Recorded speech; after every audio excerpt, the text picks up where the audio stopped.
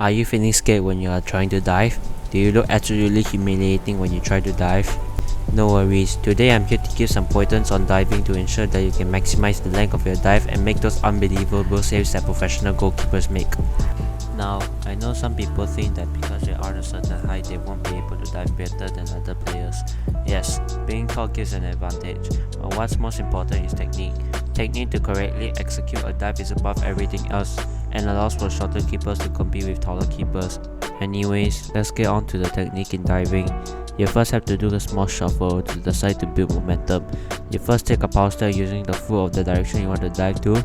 If you want to dive right, take a power step to the right. If you want to dive left, take a power step to the left.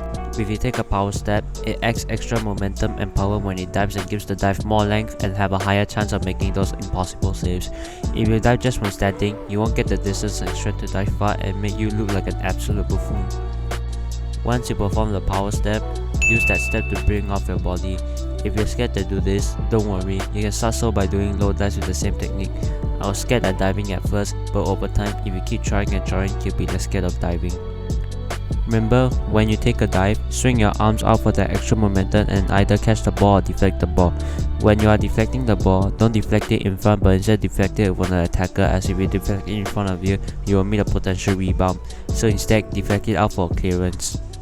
As for catching, make the W shape with your hands when you dive so that you can have a best chance of catching it.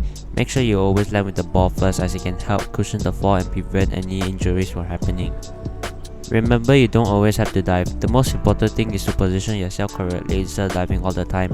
It's only used when you don't have any other choice but to dive, and don't be discouraged if you dive incorrectly. It is a technique that is built over time and with courage. Alright, that's it for today's video. Thank you for watching and please subscribe.